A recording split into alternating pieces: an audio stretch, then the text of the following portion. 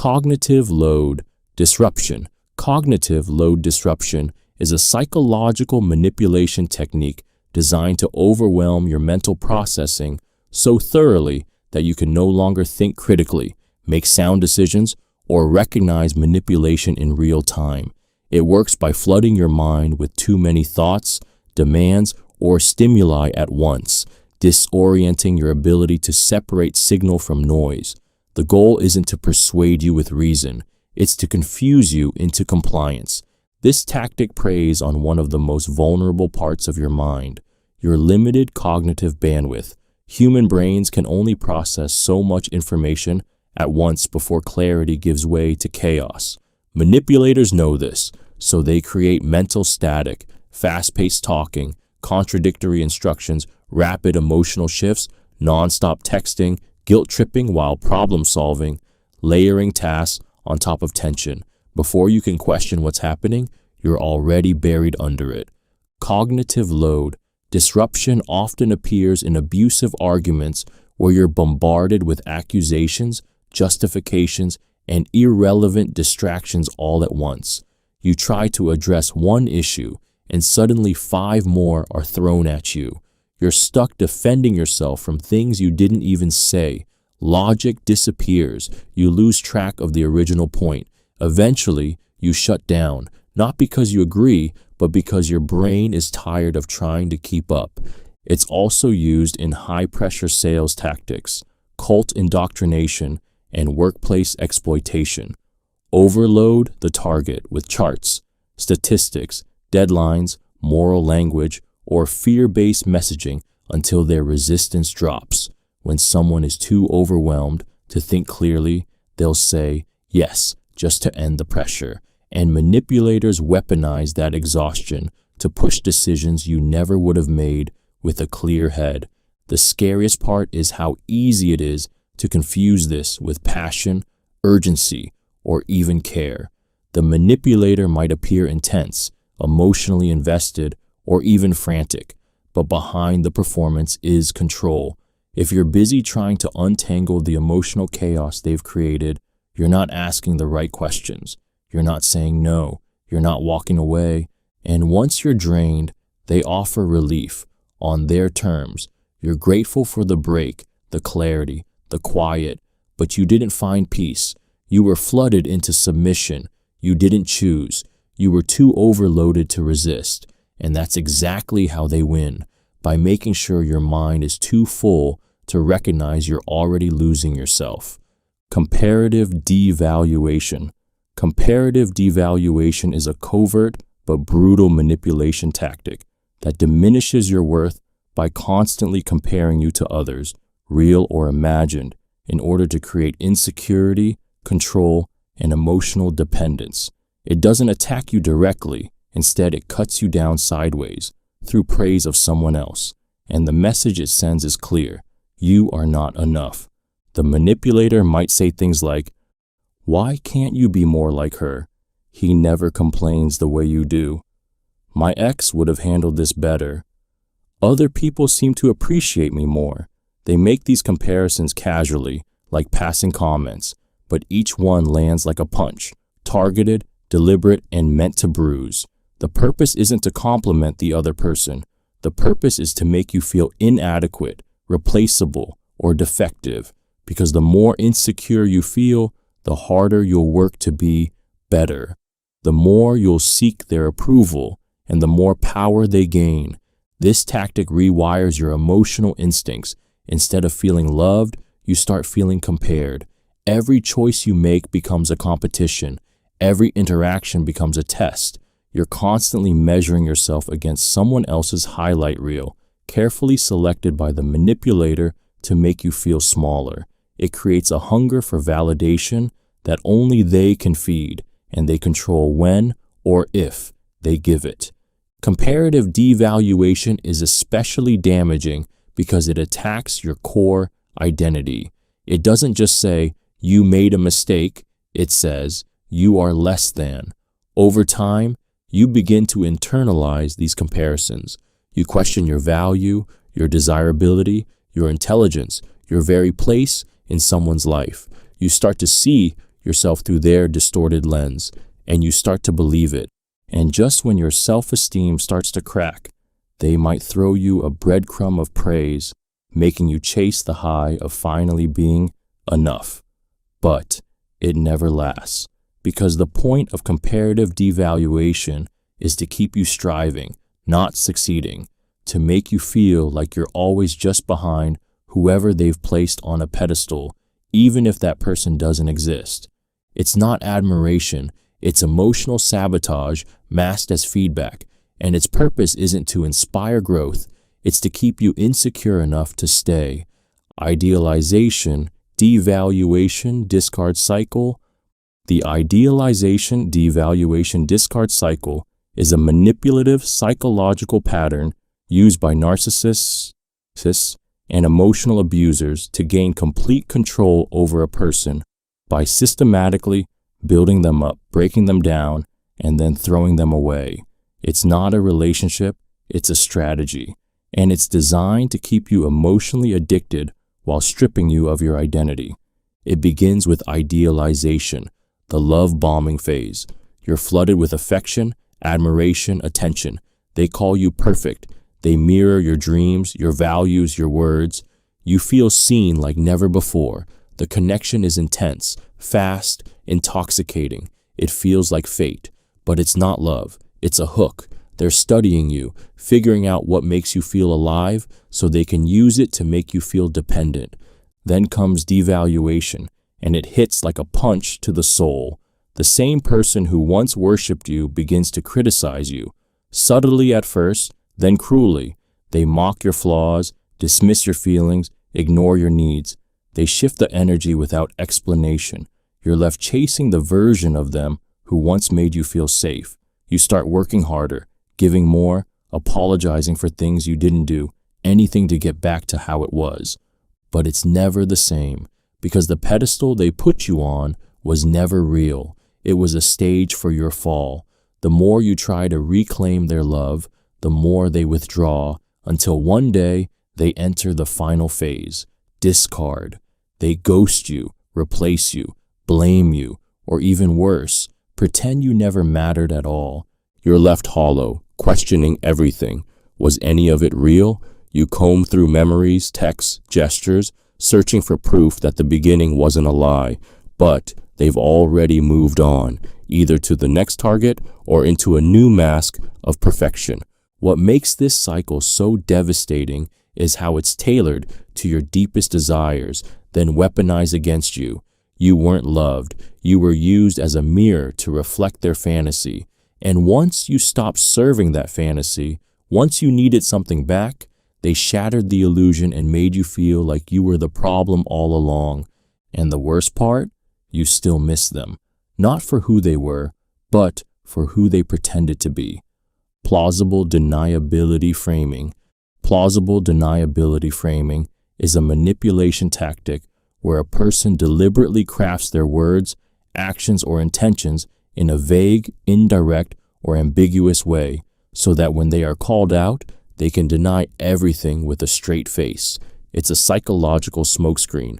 They act just close enough to the line to hurt, manipulate, or mislead you, but never so clearly that you can definitively prove it.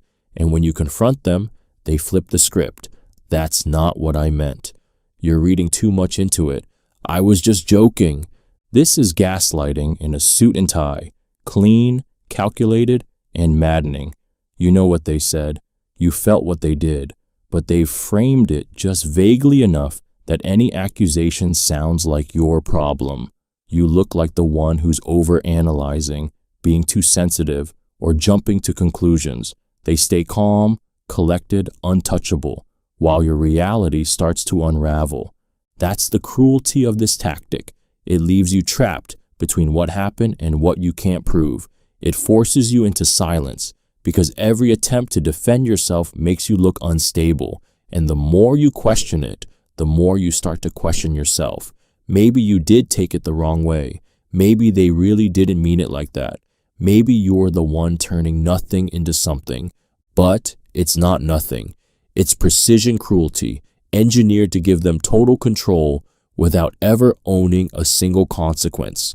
This tactic is often used by narcissists, abusers, and manipulators who know the power of implication. They use facial expressions, tones, body language, and innocent wording to deliver emotional punches without leaving any fingerprints. It gives them the power to hurt you while still playing the victim or the saint. Plausible deniability isn't just a defense, it's part of the plan. They set the trap and stand just far enough away to claim they had nothing to do with it. And when you finally explode in frustration or pain, they'll step back, smile, and say, "Wow, I didn't realize you were so emotional." They get to win twice, once by wounding you, and again by making you doubt it ever happened. Truth sandwich technique. The truth sandwich technique is a deceptive manipulation tactic that disguises lies or harmful intentions between two layers of truth, making the falsehood easier to swallow and harder to detect. It's a psychological sleight of hand, mixing fact with fiction so seamlessly that the target internalizes the lie as truth simply because it feels true in context. It's not about convincing with logic, it's about disarming with structure. It works like this. The manipulator begins with a statement that's undeniably true, something you recognize and agree with. That's the first slice of truth. It builds rapport, earns trust, and sets the emotional tone. Then, nestled quietly in the middle, comes the distortion, the twist, the manipulation, the misinformation. By the time you realize it's there, you're already nodding along. And finally, they close with another piece of truth, a reassuring, familiar idea that reinforces everything they just said. That's the second slice. You're left with a full sandwich that feels credible, even if the center is rotten. Example, you know I've always supported your dreams. Truth, but lately your behavior has been selfish and ungrateful. Manipulation. Still, I care about you and I just want what's best for us. Truth. That middle line hits harder because it's framed by warmth and familiarity. It doesn't feel like an attack, it feels like a caring observation, and so you believe it, or at least you stop defending yourself. The brilliance of this tactic lies in how it hijacks your emotional reasoning. When you're exposed to truth, your guard goes down. You stop scanning for danger. The lie slips in under your radar. And because it's sandwiched between things that feel safe and recognizable, your brain processes the entire message as trustworthy. In arguments, politics, relationships, and sales, manipulators use the truth sandwich to get you to accept something you would normally question. They exploit your pattern-seeking nature. If parts of what they're saying align with your memory or values, you instinctively give the rest a pass. What makes the truth sandwich so dangerous is its subtlety. You don't even realize you've eaten the lie until you're reacting to it, emotionally, behaviorally, relationally. You feel guilt, fear, or shame, and you don't even know why, because it didn't sound like manipulation. It sounded like someone who cares. Gaslight by proxy. Gaslight by proxy is a chilling and deeply manipulative extension of gaslighting, where the manipulator recruits other people, friends, family, co-workers, even therapists, to reinforce their distorted version of reality and make you doubt your own. Instead of only twisting your perception one-on-one, they enlist third parties to validate their lies, discredit your experiences, and isolate you emotionally. It's not just gaslighting, it's psychological warfare with backup. It starts when the manipulator frames the narrative before you even get a chance to speak. They go to others and say things like, "She's been acting really unstable lately," or "He twists everything I say." They don't come off as cruel, they play the concerned victim, they plant seeds, and by the time you start telling your side of the story, people already look at you through a distorted lens. You're not expressing yourself, you're proving them right. Suddenly, people you trusted are giving you strange looks. Friends are neutral. Family members are offering quiet concern as if you are fragile, confused, or emotional. You feel your reputation slipping, and worse, your reality being rewritten in front of you. And every time someone says, well, maybe they didn't mean it that way, or they seemed really upset about how you treated them, a piece of your confidence dies. That's what gaslight by proxy does. It isolates you inside your own mind. You begin to doubt your memory, your emotions, your instincts. You stop speaking up because it seems no one will believe you anyway. And the manipulator? They sit at the center of it all, untouchable, admired even, because they've built a network that reflects their truth, not yours. What makes this tactic so devastating is the betrayal it brings. It's not just the manipulator causing harm, it's the people you thought were safe, the people who should defend you, believe you, see you, but instead they echo the gaslighting, sometimes without knowing, sometimes with full awareness. Gaslight by proxy isn't about convincing you, it's about convincing everyone else so thoroughly that you start to feel like the crazy one in your own story. And when that happens, the silence isn't just forced, it becomes total. False flattery. False flattery is a manipulation tactic that uses insincere praise not to uplift you, but to control you. It's not about making you feel good, it's about making you vulnerable. At its core, false flattery is emotional bait. It's designed to feed your ego just enough to lower your defenses, to hook your need for validation, and to keep you seeking approval from someone who never meant a word of it. The manipulator doesn't flatter you because they admire you. They flatter you because they've studied you. They know what you want to hear. They've watched how you light up when praised, how your posture changes when someone acknowledges you. So they say exactly what you crave. You're the smartest one here. No one does it like you. I wish everyone was as loyal as you. It sounds generous, thoughtful, kind, but it's a performance carefully crafted to make you pliable. What makes false flattery so dangerous is how quickly it creates emotional dependency. The praise triggers dopamine. It feels good. It affirms your worth, and you begin associating them with that feeling. So the next time they need something, a favor, silence, compliance, they don't have to argue or threaten. They just remind you how amazing you are, and you, eager to keep that praise flowing, start giving them what they want. It's especially effective on people who don't fully believe in their own value. If you're insecure, if you're exhausted, if you're healing from rejection, false flattery doesn't just sound nice, it feels necessary. You cling to it like proof that you're enough, and that's when it controls you. But the flattery is never consistent. That's part of the manipulation. One day you're brilliant, the next you're questioned. One moment you're the star, the next you're ignored. The emotional whiplash keeps you off balance and chasing their approval again. It's not about building your confidence, it's about owning it so they can take it away. You weren't being seen, you were being sized up. The compliments weren't gifts, they were tools, and once you're emotionally hooked, the very praise that made you feel powerful becomes the leash they use to keep you tame. Mimicry for rapport building. Mimicry for rapport building is a psychological technique that uses subtle imitation to create a false sense of connection, trust, and emotional safety.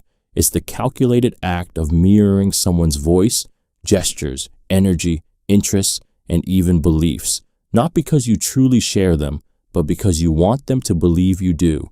It's influence through reflection, where the manipulator becomes a human echo, syncing with you so perfectly that your brain begins to register them as familiar, likable, and safe. This tactic is incredibly effective because it exploits something deeply wired into our biology. We trust what feels like us. When someone matches our rhythm, when they speak at our pace, adopt our posture, or reflect our values, it lights up a primal signal in the brain that says, belonging. You don't even realize it's happening. You just feel understood, seen, comfortable, and that's when your guard drops. The manipulator knows this, so they study you. If you're introverted, they soften their tone. If you use sarcasm, they start doing it too. If you like certain music, hobbies, or ideas, they suddenly share those interests. You start hearing things like, "I've never told anyone this before either," or "It's crazy how alike we are." You feel like you found a soulmate, a best friend, a missing piece. But it's not a bond, it's a performance. Mimicry for rapport building isn't about genuine connection, it's about trust acquisition. The goal is to create alignment so that you'll open up, attach faster, and become easier to manipulate later. It's common in sales, seduction, cult recruitment, and toxic relationships. The mirroring is so well executed that by the time the mask slips, you're already emotionally invested. And when they inevitably change, when they stop reflecting you and reveal a colder, more controlling version of themselves, you feel confused, even betrayed. But part of you still holds on because you remember that early connection, that sense of being so understood. What you don't realize is that version of them never existed. It was you, reflected back at you to gain access to your trust. That's the danger of mimicry. It doesn't feel like manipulation. It feels like home until it turns into a trap. Jealousy induction. Jealousy induction is a psychological manipulation tactic where someone deliberately provokes feelings of jealousy in you to gain power, provoke insecurity, or manipulate your behavior. It's not accidental. It's engineered, and it hits right where it hurts. Your self-worth, your trust, your sense of safety in a relationship. The manipulator doesn't create connection through honesty or affection. They create obsession through emotional destabilization. At first, it may seem subtle. They talk about someone else a little too often. They mention an ex, compliment a stranger, or flirt in front of you, and then deny it with a smirk. You're overreacting. I was just being friendly. But deep down, you feel it. The tightening in your chest, the drop in your stomach, the quiet war between your pride and your panic. That's not an accident. That's the point. Jealousy induction is about shifting the power dynamic. When the manipulator sees you growing comfortable, secure, or emotionally grounded, they destabilize you with doubt. Suddenly, you're not sure where you stand. You question your attractiveness, your importance, your place in their life. And while you're spiraling, they sit back and watch, calm, in control, feeding off your reaction. Because your jealousy isn't a problem for them, it's a signal that you care, that they've got you wrapped around them. This tactic is especially cruel because it makes you feel like the problem. When you confront them, they accuse you of being jealous, needy, or insecure. You feel ashamed for having emotions they deliberately triggered. You start competing with ghosts, exes, coworkers, random names they casually drop just to get a reaction. And every time you try to set a boundary, they twist it into a weakness. I can't even talk to other people now. Over time, jealousy induction doesn't just make you paranoid, it makes you dependent. You start working harder to impress them. You lose sleep wondering if you're enough.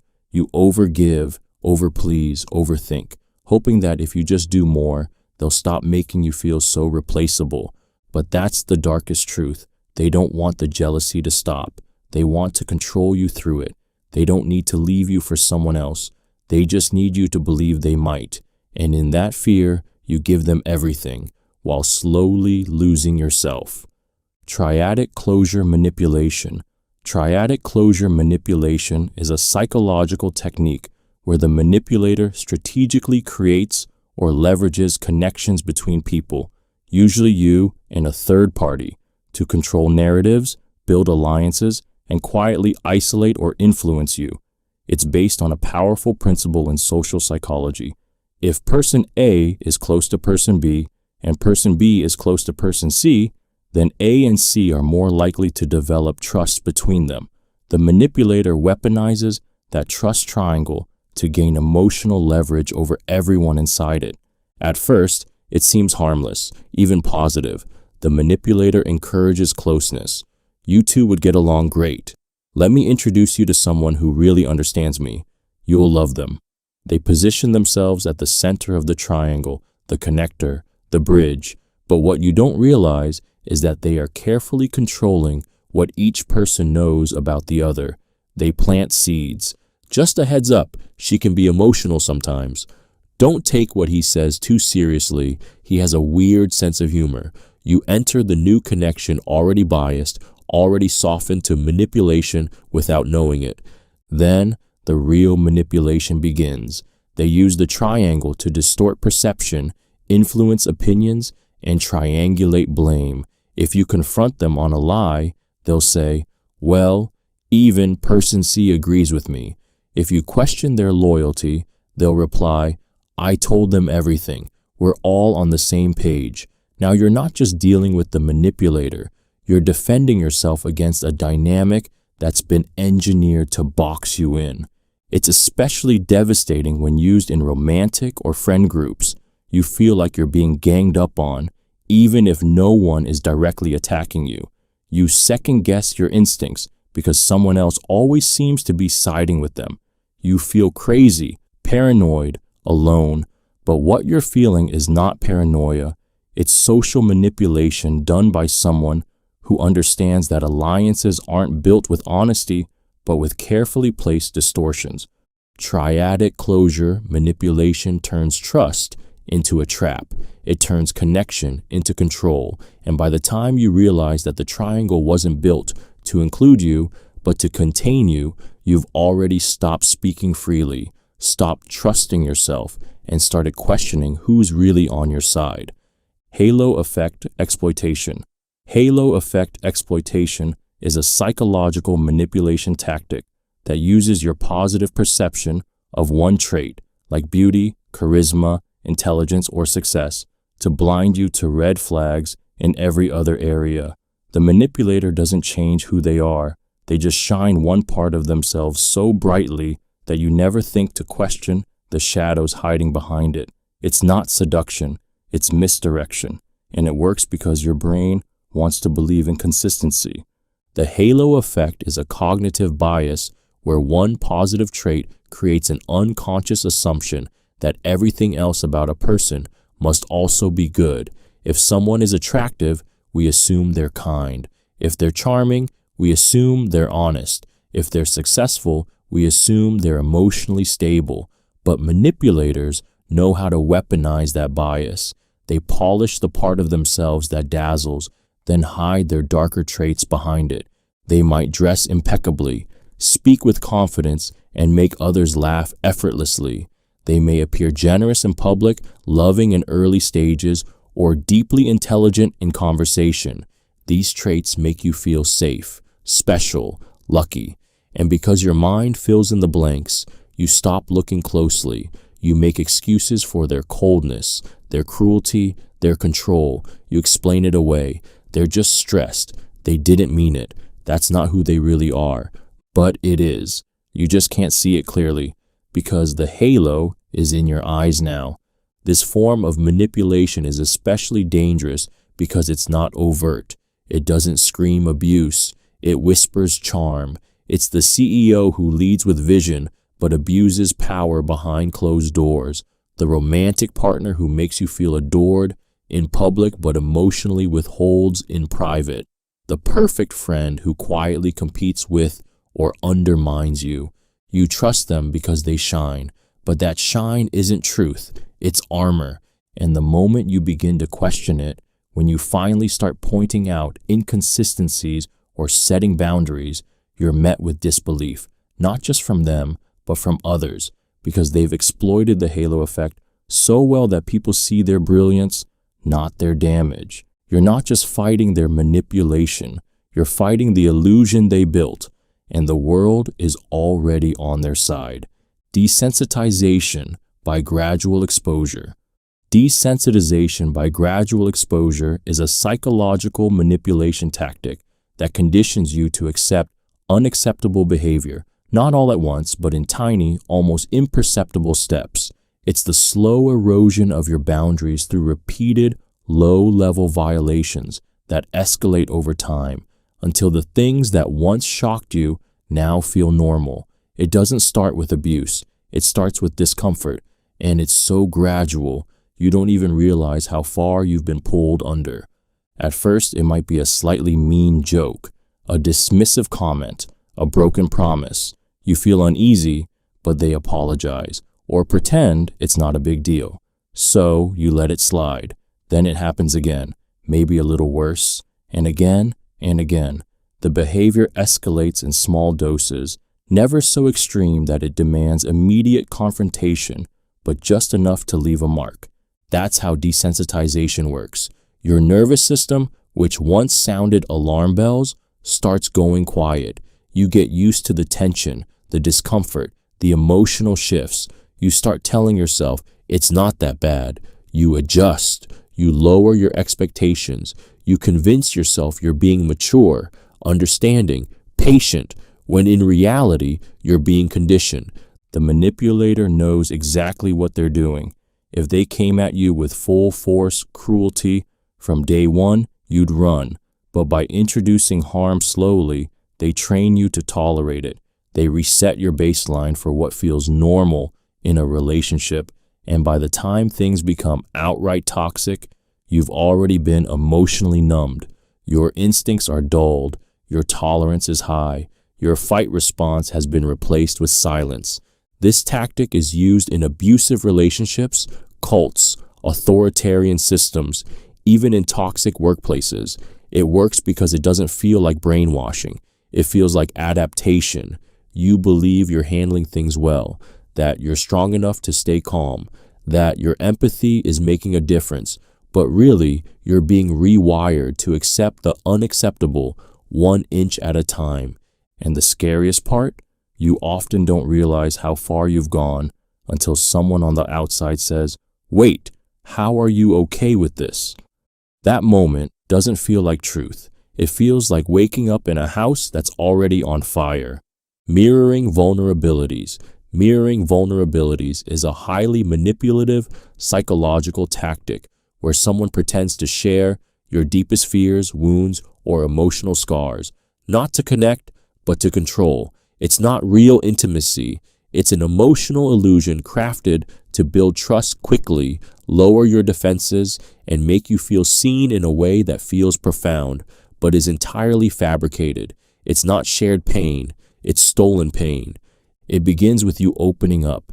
You tell them something raw, maybe about a childhood trauma, a betrayal, a personal insecurity. Most people would listen with empathy, but a manipulator sees opportunity. Moments later, or even instantly, they mirror it back. That's crazy. I went through the exact same thing. They match your tone. They echo your language. They mimic your emotional energy like a reflection. And in that moment, you feel connected, like you found someone who gets you. But they don't. They're not revealing themselves. They're studying you. Every vulnerability you expose becomes a script for them to perform.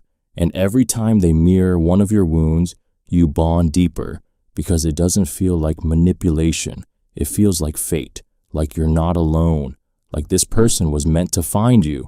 What makes this tactic so dangerous is how quickly it builds false intimacy. You find yourself trusting them more than you've trusted people you've known for years. You fast-track emotional investment, and you start to overlook red flags because someone finally understands you. That sameness becomes a form of emotional glue. You attach to the reflection, never realizing it's not real. Then the power shift begins. The very things you thought you shared become weapons. They know your fears, your triggers, your weak spots. They use them to manipulate you, to guilt you, to silence you. You feel exposed, confused. How could someone who understood you so deeply suddenly turn cold, cruel, or indifferent? Because they never truly understood you. They replicated you.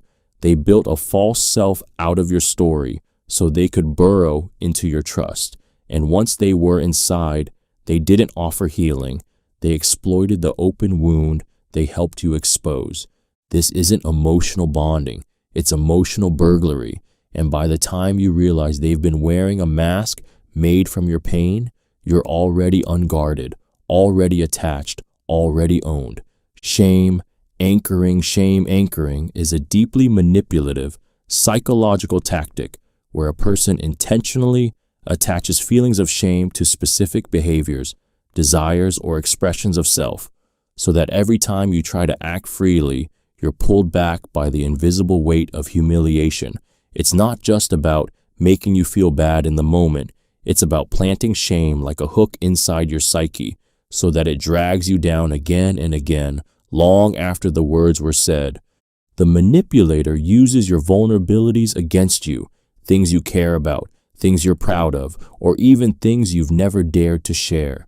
Maybe you opened up about a passion, a struggle, a part of yourself that felt fragile, and instead of meeting it with support, they smirked, rolled their eyes, or delivered a cutting remark. That's so childish. No one wants to hear about your problems all the time. Why would you even think that's impressive? They anchor shame to the moment, to you, and you feel it, the sinking hot flush of embarrassment. You may laugh it off, change the subject, tell yourself they didn't mean it, but the damage is already done, because the next time you try to express that part of yourself, a voice inside whispers, "Don't. Remember how stupid you looked?" And you freeze. That's the power of shame anchoring. It doesn't require repetition. It requires precision. One well-timed jab, delivered in a moment of vulnerability, and the emotional reflex is installed. And once it's there, the manipulator doesn't have to shame you anymore. You'll do it yourself. You'll silence your own voice, hide your own joy, choke down your own opinions. This tactic is especially cruel because it often comes cloaked in humor or honesty. They'll say, "I'm just being real," or "Can't you take a joke?" So if you confront them, you seem oversensitive, and the shame doubles.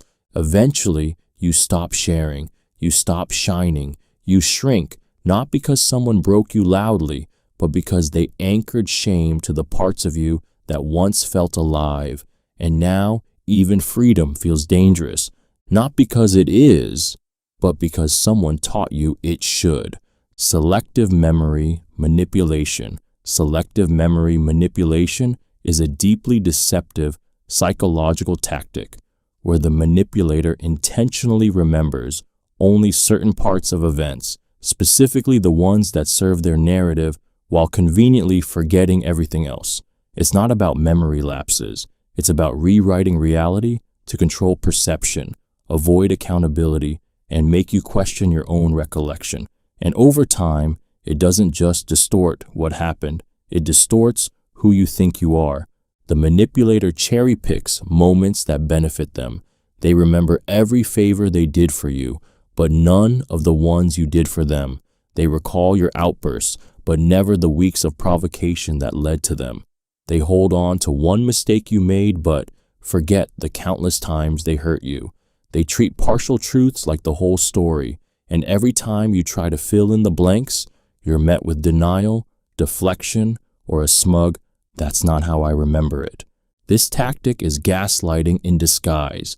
It doesn't flat out deny your reality. It edits it, just enough to plant doubt. You start replaying moments in your head, wondering if you're overreacting, misremembering, being unfair. But you're not. You're being rewritten by someone who wants to control the narrative more than they want to be honest. In arguments, selective memory manipulation becomes a weapon of silence and omission. They recall things that make them look like the victim and leave out everything that makes them look accountable. They'll say, "I never raised my voice," even though they did, but just not when anyone else was around.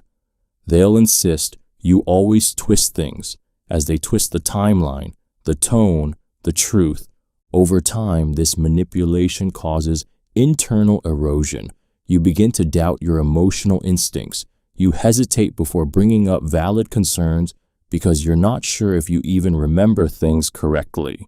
And that hesitation is the manipulator's victory, because if you can't trust your own memory, you start relying on theirs. You hand over your reality like a weapon, and they use it to control the story of you.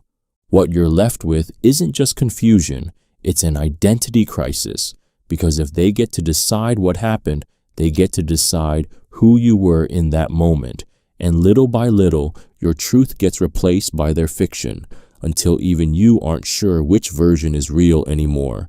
Unpredictable reward system.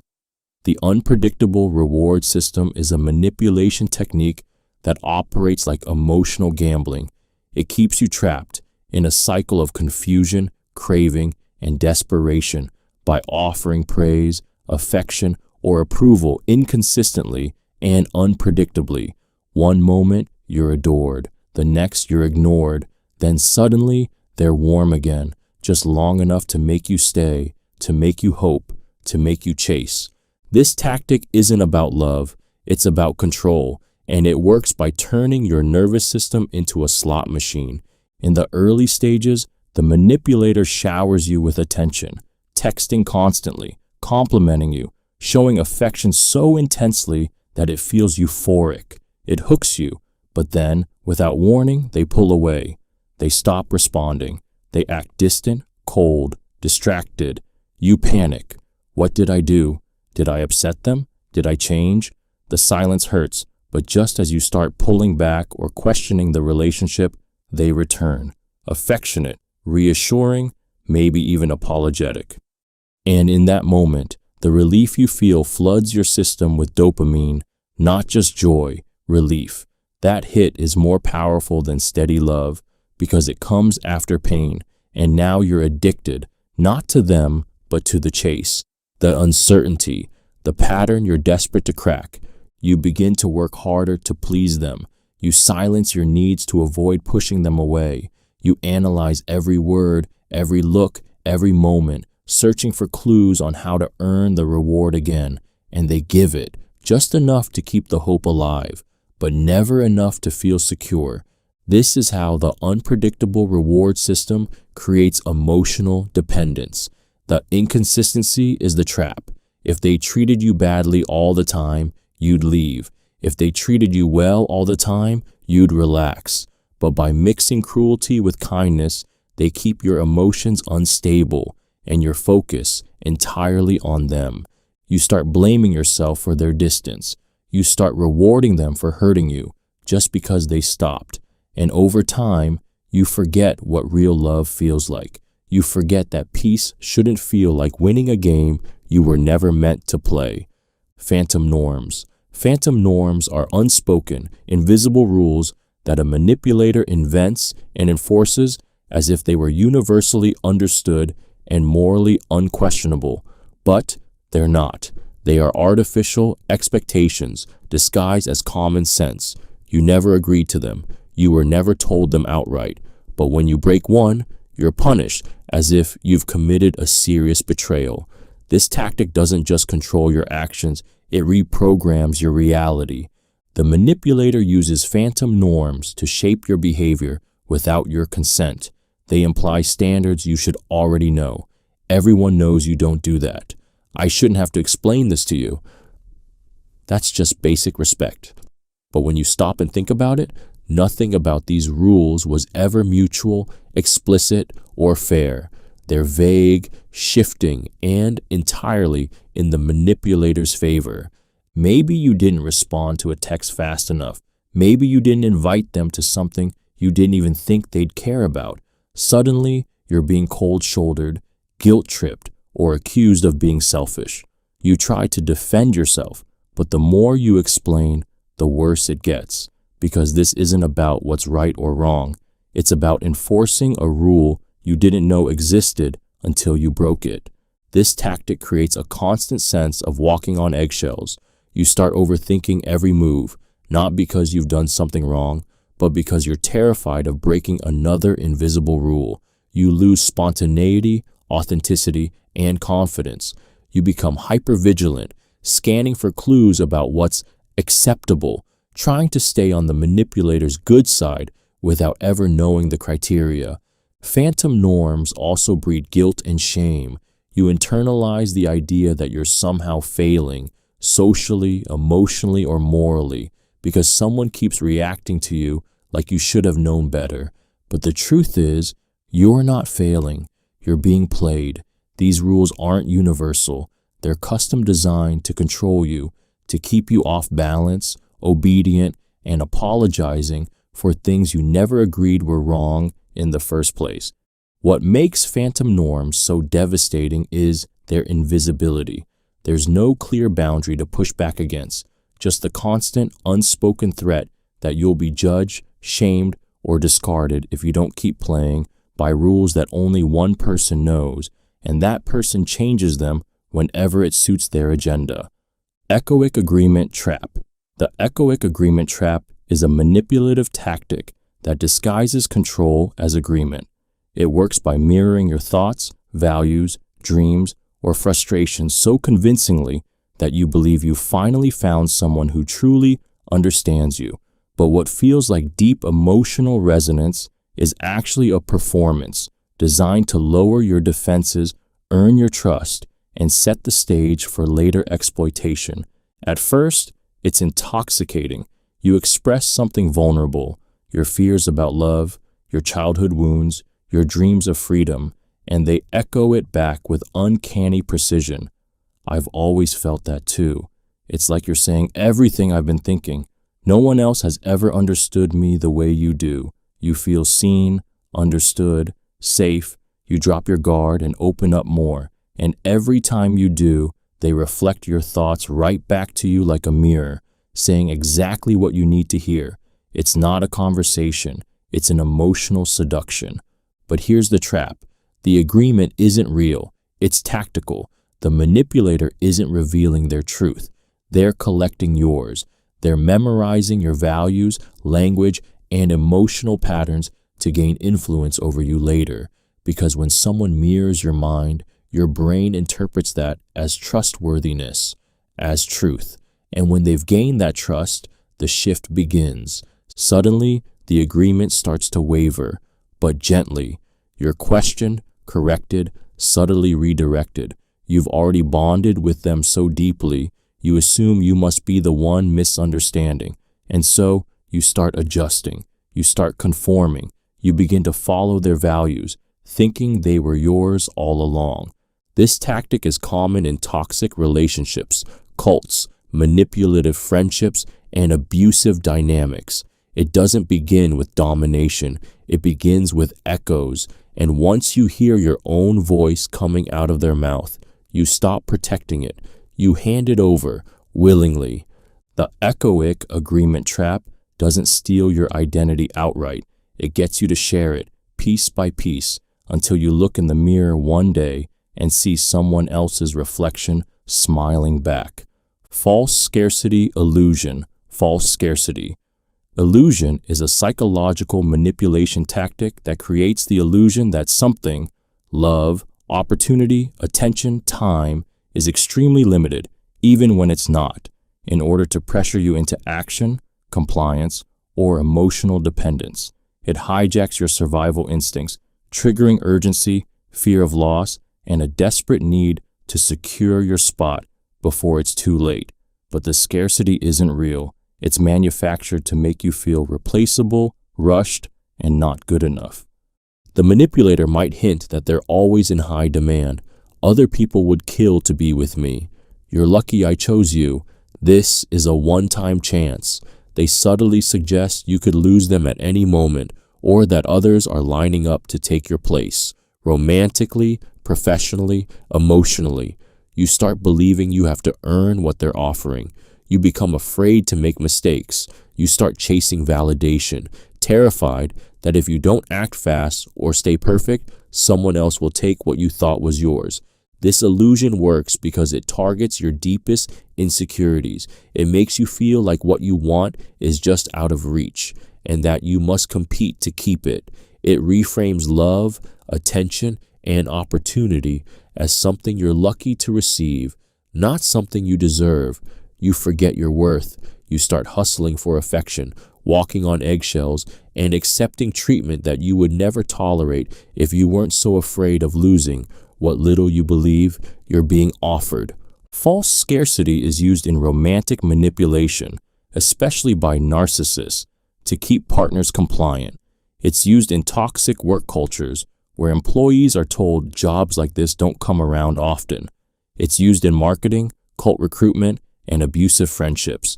It doesn't matter if what they're offering is actually valuable. What matters is that you believe it's rare. But here's the dark truth. The scarcity is a setup. The manipulator often dangles the same offer in front of others. The urgency is theater. They never intended to walk away. They just wanted to see how far you'd go to keep them. And by the time you realize there was never any shortage, you've already overinvested, emotionally, financially, physically, trying to hold on to something that was never going anywhere because it wasn't love or opportunity. It was leverage, wrapped in fear, powered by illusion. Tactical praise withdrawal.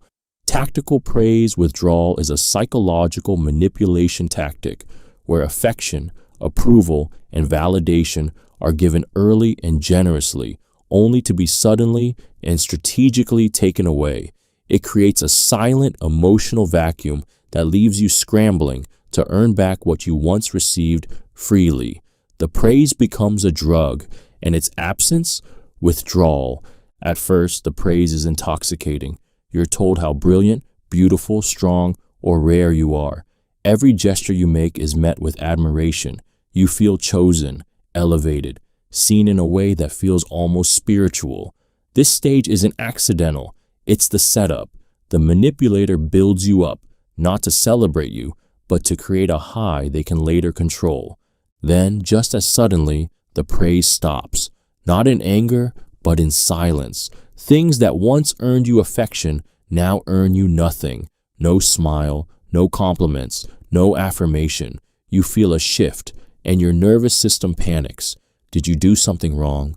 Did you change? What do they see now that they didn't before? That's the trap. The withdrawal isn't an accident. It's deliberate. It's designed to create insecurity, make you question yourself, and trigger a desperate effort to regain the manipulator's approval. You try harder. You apologize for things you didn't do. You begin molding yourself into whatever version of you they seem to like before, not because you want to, but because you need to feel loved again. What makes this tactic so dangerous is that the praise will return, but only in small, unpredictable doses, just enough to hook you again, to reward your compliance. And then, once you're stable, it vanishes again. This cycle creates an emotional dependence that feels exactly like addiction. The longer the withdrawal lasts, the more euphoric the praise feels when it finally returns. You don't realize you're being trained, conditioned to associate their approval with your worth. And by the time you do, you've already given up parts of yourself to get it back. Tactical praise withdrawal isn't about love. It's about power. It's not just what they give, it's what they take away and how desperately they make you miss it. Distorted reciprocity. Distorted reciprocity is a psychological manipulation tactic that twists the natural give and take of human relationships into a weapon. It takes the beautiful human instinct to return kindness and warps it into a tool of control, guilt, and obligation. This isn't about mutual respect or balanced exchange.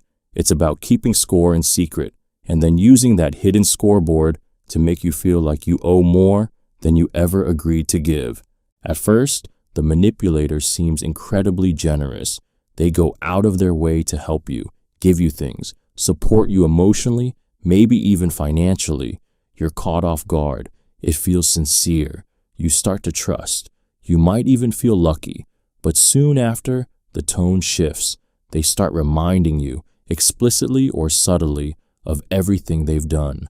After all I've done for you, this is how you treat me? I guess I just care more than you do. What once felt like a gift now feels like a debt. The trap of distorted reciprocity lies in how unspoken it is at first. You were never told there were strings attached. You never asked for the help to be transactional. But once you accept it, the manipulator changes the rules. Suddenly, they expect unquestioning loyalty, endless emotional labor, immediate favors, silence, submission. And if you resist, you're ungrateful, you're selfish, you're toxic. This tactic is especially damaging because it turns your kindness into a vulnerability. You feel guilty for having needs. You feel wrong for saying no. You begin overcompensating, doing more than you want, giving more than you can just to make things even. But the scales are rigged. No matter how much you give, it's never enough, because the manipulator keeps inflating what they've done and minimizing what you do in return. Distorted reciprocity doesn't just control behavior, it corrodes self-worth. It makes you believe that the only way to keep love, safety, or peace is by constantly paying off an invisible emotional debt. You lose the ability to say no without guilt. You stop asking for what you need. You become a servant to a balance sheet that only exists in their mind. You were never in a relationship. You were in a transaction you didn't agree to, one where the price keeps rising and the receipt is always held over your head like a loaded gun. Neuro-linguistic pattern disruption. Neuro-linguistic pattern disruption is a psychological manipulation tactic that interrupts your natural thought and behavior patterns through confusion, contradiction, or emotional shock, causing a temporary mental vulnerability that the manipulator uses to implant suggestions, control decisions, or push boundaries you normally wouldn't cross. It doesn't overpower you through force. It hacks your mind by derailing it. Our brains love predictability. When conversations follow expected rhythms, our subconscious stays in control. But when something suddenly doesn't make sense, a strange question, a bizarre compliment, an emotional pivot that doesn't match the situation, your mental gears grind to a halt. Your conscious mind kicks in, trying to figure out what just happened. And in that brief moment of confusion, you're open. That's where the manipulator strikes. They might say something strange in a moment of tension, like interrupting an argument with a random joke, a deep philosophical question, or even an offbeat compliment. Why do you always look so calm when you're upset? It's kind of beautiful. Now your anger is interrupted. Your mental track derails. You pause. And in that pause, the emotional tone of the interaction shifts, controlled by them. In darker cases, they might use pattern disruption in high emotion settings, delivering a shocking confession, a sudden apology, or an unexpected emotional outburst in the middle of a calm conversation.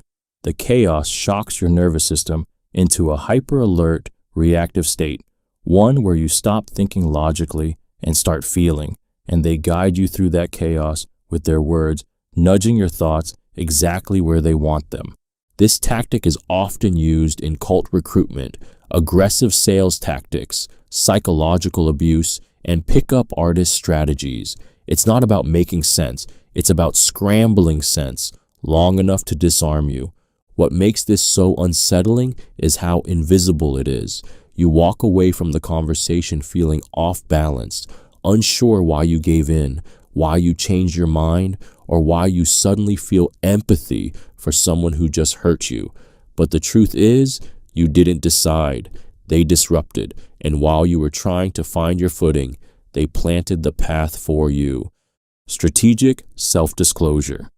Strategic self-disclosure is a manipulation tactic where someone shares personal information, not to build genuine connection, but to lower your defenses, create false intimacy, and extract trust, secrets, or loyalty from you. It feels like vulnerability, but it's a performance, a carefully timed revelation designed not to connect, but to disarm. At first, it's disarming. You're speaking with someone who suddenly opens up to you. They reveal a painful memory, a dark struggle, a private story. Maybe it's about a toxic ex, a broken family, a traumatic past. It catches you off guard. You feel honored, chosen. You think, they trust me. And so, without even realizing it, you start opening up too. That's the trap. Because the manipulator isn't being vulnerable, they're being strategic. They share just enough pain to appear human, just enough detail to seem real, but not enough to actually make themselves emotionally exposed. Their story has been rehearsed, selectively edited, designed to trigger your empathy and encourage emotional reciprocity. And the moment you start spilling your soul in return, they've won. This tactic is especially effective in early-stage relationships, job interviews, political persuasion, or cult recruitment. You bond with them fast. You skip the normal boundaries. You trust them more quickly than you should. And why wouldn't you? They went first. They bared their soul. But what you don't see is how often they use the same script with others. How many people have been pulled in by the same sob story? What makes strategic self-disclosure so dangerous is how much it feels like love, honesty, or deep connection. It tugs at your compassion and bypasses your logical guardrails. You start seeing this person as safe, as someone who gets you, but it's not you they're interested in. It's your openness, your secrets, your emotional availability, because the more you reveal, the easier you are to influence, manipulate, and control. Eventually, the cracks show. Their stories don't add up. The empathy fades, and the same person who once opened their heart to you uses what you told them against you, not out of passion, out of calculation, because their vulnerability was never about truth. It was a mask used to unlock yours. Ambiguity control. Ambiguity control is a psychological manipulation tactic that thrives on intentional vagueness. It's when someone withholds clarity, avoids commitment, or delivers mixed signals, not because they're confused, but because they want you to be. It's a strategy designed to keep you guessing, overthinking, and emotionally chasing answers that never come. By controlling the level of uncertainty in a relationship or conversation, the manipulator controls you. At first, it may seem like subtle miscommunication. You ask where you stand with them, and they say things like, "Let's just see where it goes," or "I don't like labels." You bring up how their actions hurt you, and they respond, "You're reading too much into it." Their words don't contradict you outright. They just never anchor to anything solid. And that ambiguity, it becomes the leash. Because when someone refuses to define the dynamic, you're left doing all the emotional work. You try to read between the lines. You analyze texts, replay conversations, look for hidden meanings. You shapeshift, you adapt, all to earn the clarity they deliberately deny you. And that's the game. The more unclear they are, the more invested you become in trying to understand them. This tactic gives the manipulator enormous power without ever appearing cruel. They're not yelling, they're not accusing, they're just floating, always slightly out of reach. You can't hold them accountable because technically they never made a promise. They never said, "I love you." They never said, "We're exclusive." They never said, "I care." But they also never said they don't. And so you stay. You stay because of what might be, because of the potential, because of the moments where it almost feels real. And those moments, those fragments of warmth, attention, or affection are just enough to keep you hoping, trying, waiting. What makes ambiguity control so effective is that it feels like your own uncertainty. You think the problem is your anxiety, your impatience, your inability to just go with the flow. But the truth is, you're not lost. You're being kept lost, because as long as you're stuck in the fog, they never have to show you who they really are. Value extraction framing. Value extraction framing is a psychological manipulation tactic where the manipulator positions every interaction, relationship, or exchange in terms of what you can offer and what they can gain. It's not about mutual benefit. It's about quietly conditioning you to measure your worth by your utility. The unspoken message is clear. You are only as valuable as what you provide. It starts subtly. They praise you for being useful, selfless, or different from the rest. They say things like, "You always come through when I need you," or "I don't know what I'd do without you." It feels flattering at first. You feel chosen, needed. You begin taking pride in your ability to help, fix, or sacrifice. But underneath the surface, a quiet truth takes hold. If I stop being useful, I stop being loved. This framing shifts the relationship dynamic completely. You start anticipating their needs before your own. You overextend, overgive, and overfunction just to maintain your place in their life. You stop asking for things because you're afraid it will make you seem demanding or high maintenance. They don't have to say it outright. You've internalized the rule. Your value is conditional. The manipulator reinforces this by reacting negatively when you assert boundaries or say no. Suddenly, you're not the amazing friend, partner, or employee anymore. You're difficult. You're cold. You're replaceable. They make you feel like a burden for needing rest, space, or recognition. And just like that, you scramble to prove your worth again, not through love, but through service. Value extraction. Framing is especially destructive because it doesn't scream abuse. It whispers unworthiness. You're never directly told you don't matter. You're just slowly trained to believe that your needs matter less than your function, that love must be earned through sacrifice, that peace is kept by producing, fixing, pleasing, performing.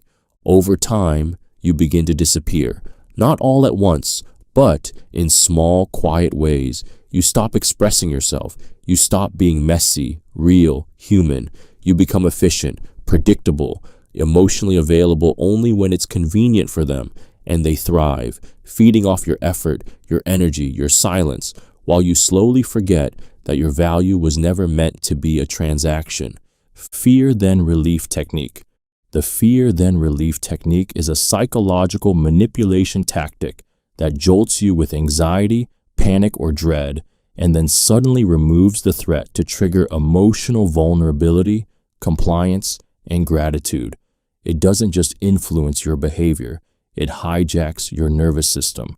And it works because the moment fear is relieved, your brain releases a chemical flood of relief so powerful it makes you more likely to trust, agree, or obey the very person who scared you in the first place. This tactic begins with fear. It could be a threat, a lie, a misunderstanding, or a moment of high tension. A boss says, "We need to talk about your job status right now." A partner says, "I can't do this anymore." A parent goes silent after you confess something vulnerable. The fear sets in fast. You feel your stomach drop, your breath quicken, your thoughts spiral. You brace for impact. And then, just as the fear peaks, it vanishes. "I was just kidding. It's not that serious. Don't worry. I was just testing you." That's the relief. And it's designed to make you emotionally collapse into the arms of the person who just made your heart race. In that moment, you're flooded with gratitude, not clarity. You don't question why they scared you. You don't examine the manipulation. You just feel grateful that things aren't as bad as they almost were. And that gratitude creates a twisted sense of loyalty. They feel like a savior, even if they were the source of the threat. This tactic is widely used in interrogation rooms, sales pitches, toxic relationships, and emotional abuse. The emotional roller coaster leaves you too disoriented to resist, too drained to argue. You comply, not because it makes sense, but because you're desperate for the feeling of safety they've made you associate with them. The danger of the fear then relief technique is that it builds dependence. You begin associating your peace with the person who took it away in the first place, and before long, you're not avoiding danger. You're clinging to the illusion of safety, even when you should be running from the one who created the fear to begin with. Reverse mirroring.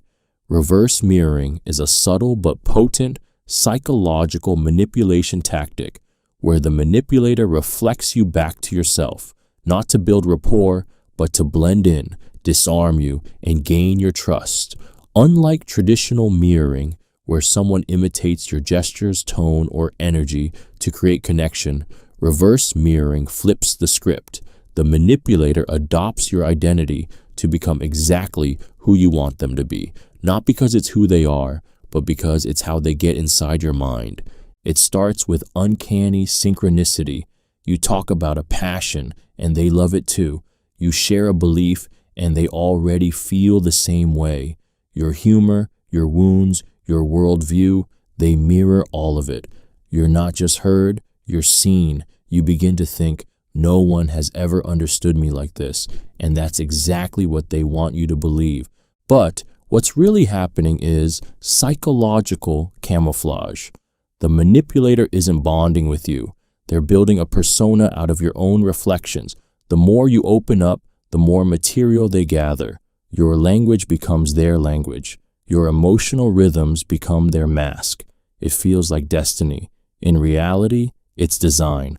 This tactic is devastatingly effective in romantic relationships, sales, cult grooming, and even fake friendships. You bond quickly. You trust faster than usual.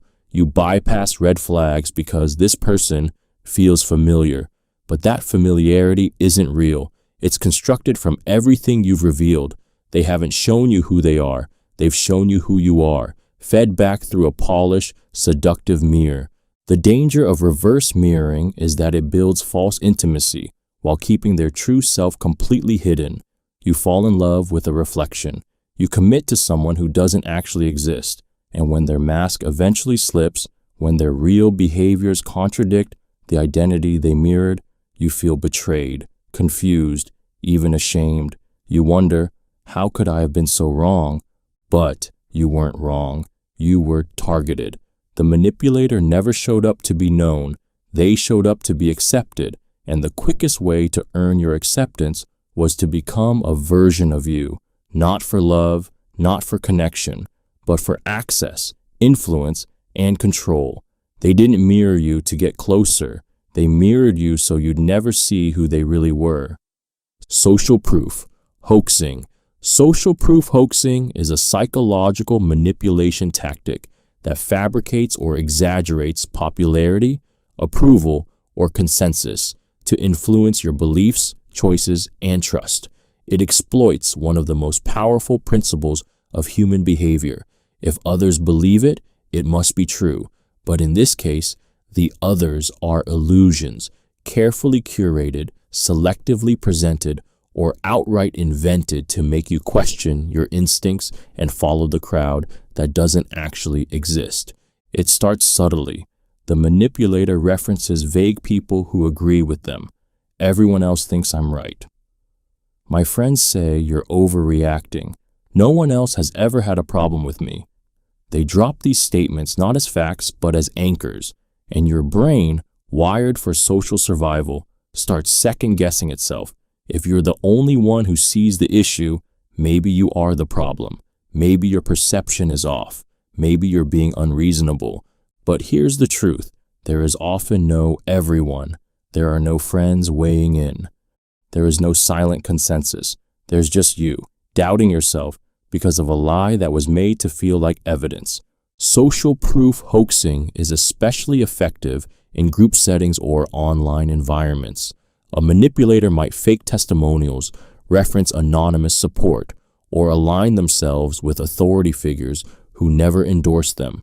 They may surround themselves with people who agree by default, or punish dissent so harshly that silence becomes complicity. They don't need actual credibility. They just need to appear backed by numbers. And once you believe they have the group behind them, it becomes harder to stand your ground. You stay quiet to avoid being the outlier. You conform to avoid isolation. And that's the goal, to make resistance feel socially dangerous. Over time, you may even begin parroting their narrative, just to feel safe, just to belong, just to survive in a world where your truth feels outnumbered, even when it's the only truth that's real. Social proof. Hoaxing doesn't use facts. It uses fear of exclusion, and it works not because you're weak, but because humans were built to follow the crowd, even when the crowd is a ghost. False equivalence. Framing. False equivalence framing is a psychological manipulation tactic that distorts logic by comparing two unlike things as if they are equal in weight, blame, or impact. It's not an argument, it's a trick, a way to blur moral lines, shift accountability, and make you feel like you're just as guilty or just as flawed as the manipulator. It's the art of saying, well, you do it too, even when what they did cut deeper, hit harder, or crossed boundaries you never touched. This tactic thrives in conflict. You confront someone for lying, and they respond, "Well, you kept secrets too." You call them out for manipulation, and they fire back, "You're controlling sometimes. Don't act like a saint."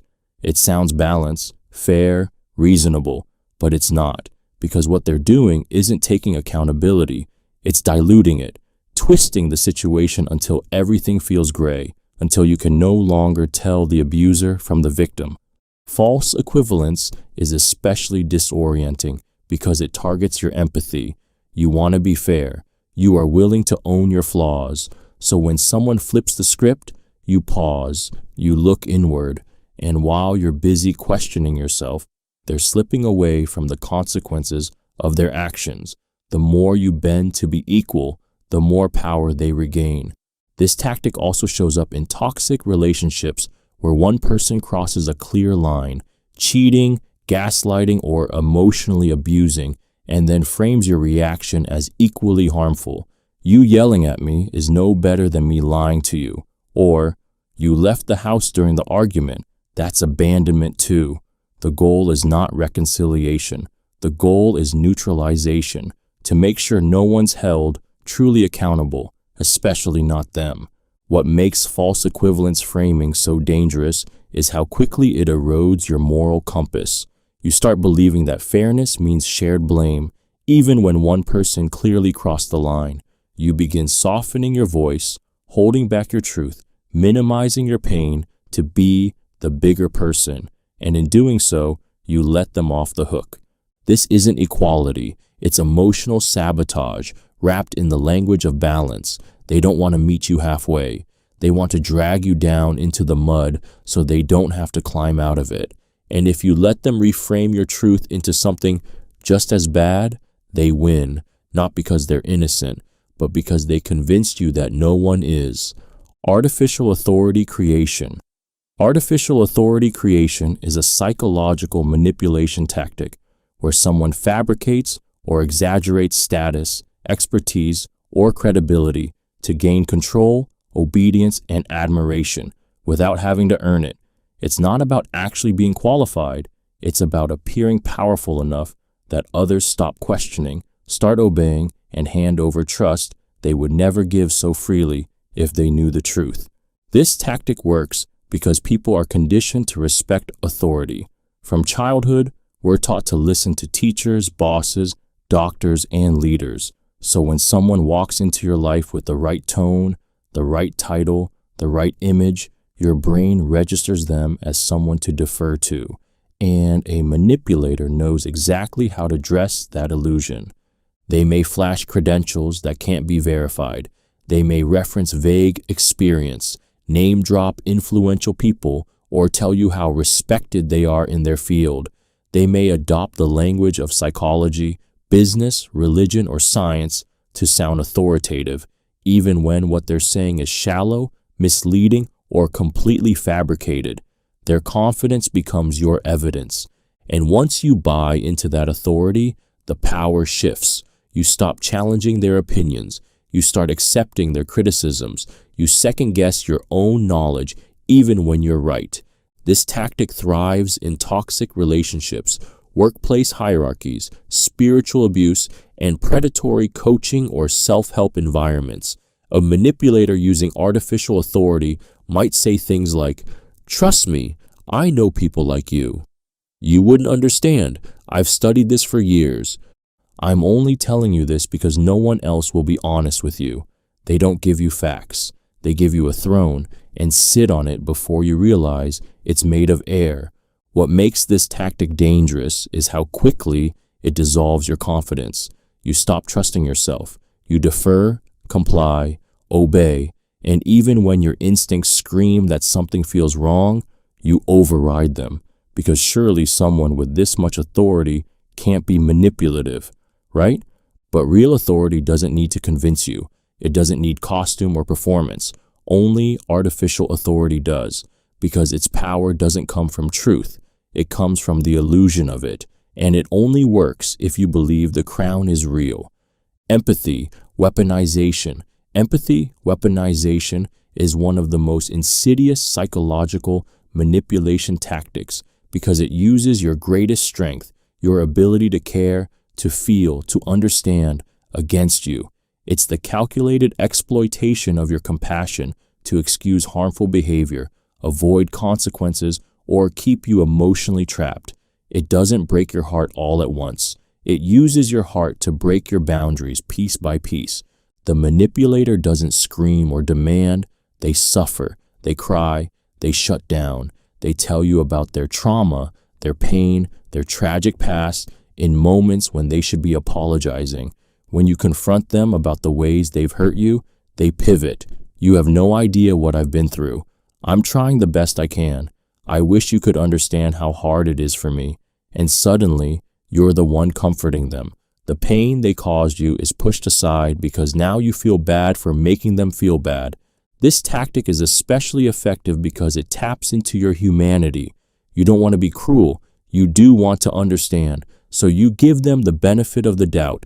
You excuse their aggression, their neglect, their betrayal, telling yourself they didn't mean it. They're hurting. They're trying. And little by little, you stop expecting accountability. You start making sacrifices for someone who never truly intends to change. Empathy weaponization is not just emotional manipulation, it's emotional inversion. You, the one being harmed, become the caretaker, the fixer, the protector of someone who keeps dropping emotional bombs and handing you the guilt for the explosion. It makes you feel that walking away isn't just painful, it's heartless, that setting a boundary is being cold, that asking for respect is being selfish. And the more you give, the more they take, because they know that you can't stand the idea of being unkind. They don't need to overpower you.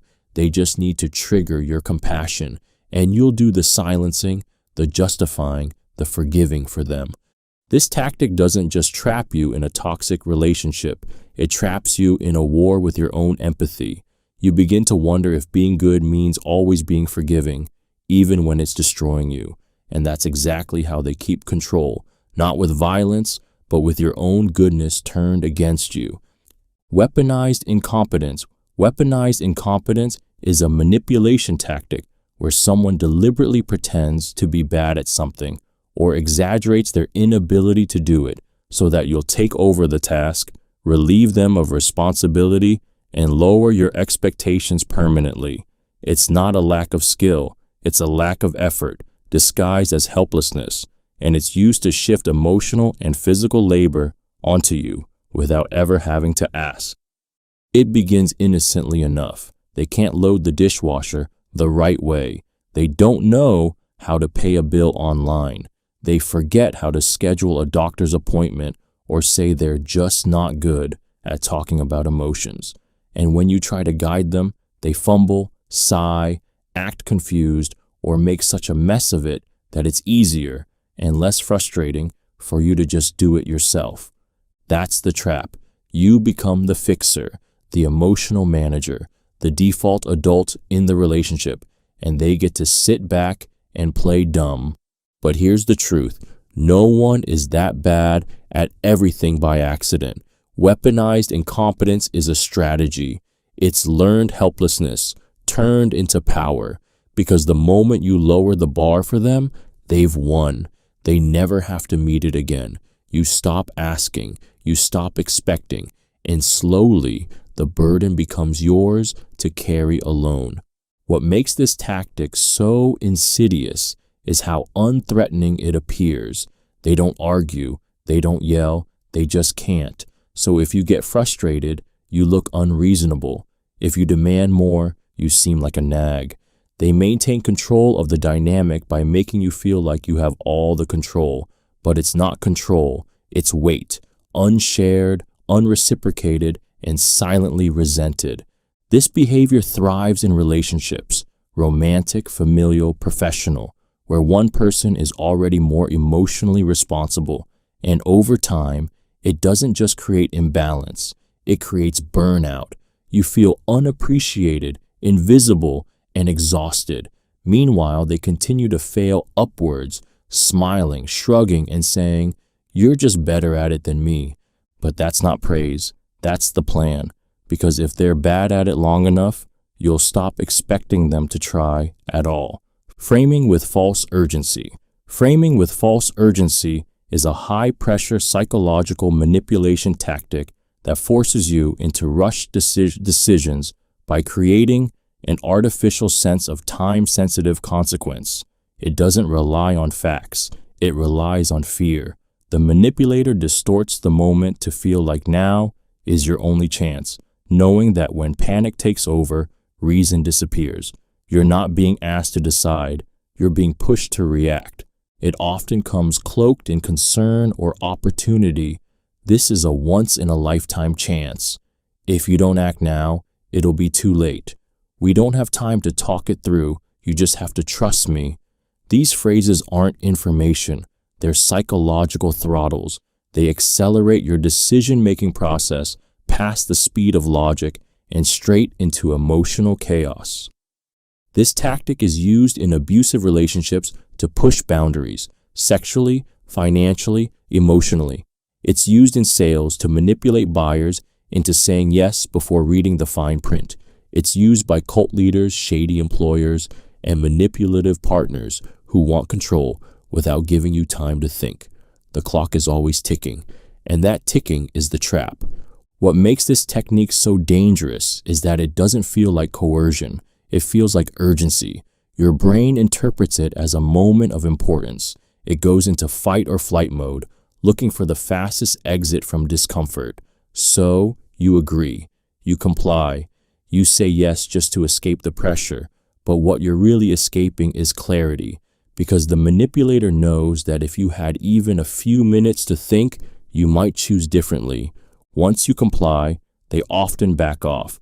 The urgency fades like it never existed, and that's when the shame sets in. You realize you were rushed, manipulated, cornered, but by then, you've already signed the paper, crossed the line, or made the promise, and they're counting on you to stay quiet, too embarrassed or confused to push back. Framing with false urgency works because it hijacks your ability to pause. It punishes hesitation. It disguises pressure as importance and stress as necessity. And the more overwhelmed you feel, the more likely you are to hand over your power, just to stop the noise, just to feel safe again, even if it means sacrificing what truly matters. Deceptive framing. Deceptive framing is a manipulation tactic that controls perception by carefully twisting how information is presented rather than what is actually said. It doesn't rely on lies. It relies on selective truths, loaded language, and psychological spin to make something harmful seem harmless or even virtuous. It's not about what you see. It's about making sure you see it through their lens. This tactic is subtle, powerful, and disturbingly common. A manipulator doesn't say, "I ignored your needs." They say, "I gave you space because I didn't want to smother you." They don't say, "I broke your trust." They say, "I made a mistake because I care so much. I got scared." They take an action that should provoke anger or doubt and dress it in words that provoke sympathy or guilt instead.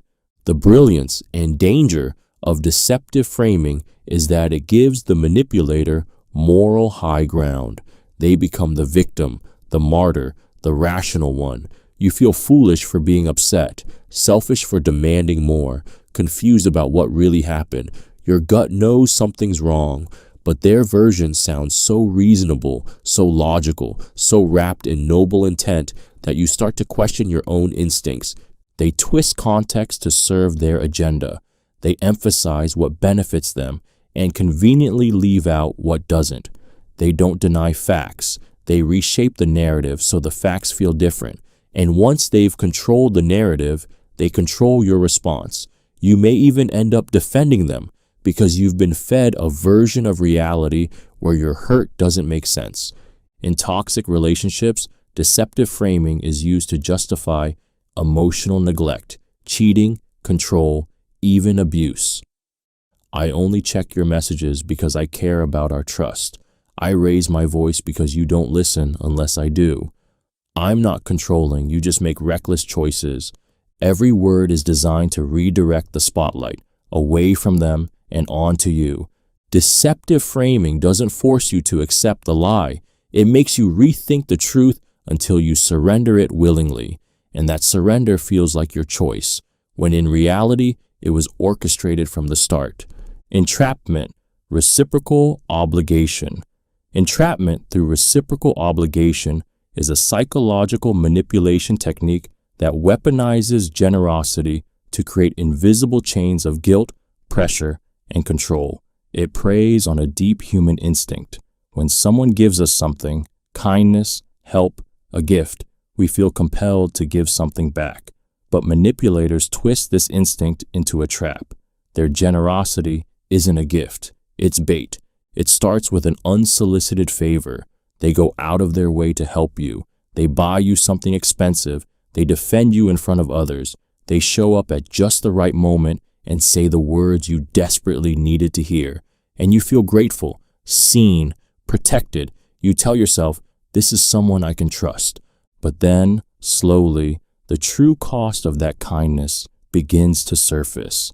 They ask for something in return, your time, your silence, your loyalty, your body. And if you hesitate, the guilt hits like a freight train. After everything I've done for you? Wow, I guess I shouldn't have bothered. You're just like everyone else, ungrateful. Suddenly, you're not dealing with a request. You're facing a debt you never agreed to, but now feel obligated to repay. This tactic works because it makes you feel morally trapped. Saying no doesn't feel like a boundary. It feels like a betrayal. So you compromise, you give in, you justify things you wouldn't normally accept just to stay even. But the scales never balance, because that was never the point. Every favor they give is calculated. Every kindness is a currency designed to put you in their emotional pocket. In relationships, this becomes a form of emotional blackmail. You stay longer than you should, tolerate more than you can bear, because you feel like you owe them your loyalty, your forgiveness, your silence. But you don't, because real giving doesn't demand repayment. Real kindness doesn't come with a hook. Manipulators count on you being too kind to walk away. They build the illusion of connection by giving you something valuable, only to use it as a leash. And the more generous they appear, the harder it is to admit you've been caught. But make no mistake, you weren't loved. You were bought. And every time you try to take your freedom back, they'll remind you just how much they gave, so you remember how much you're supposed to owe.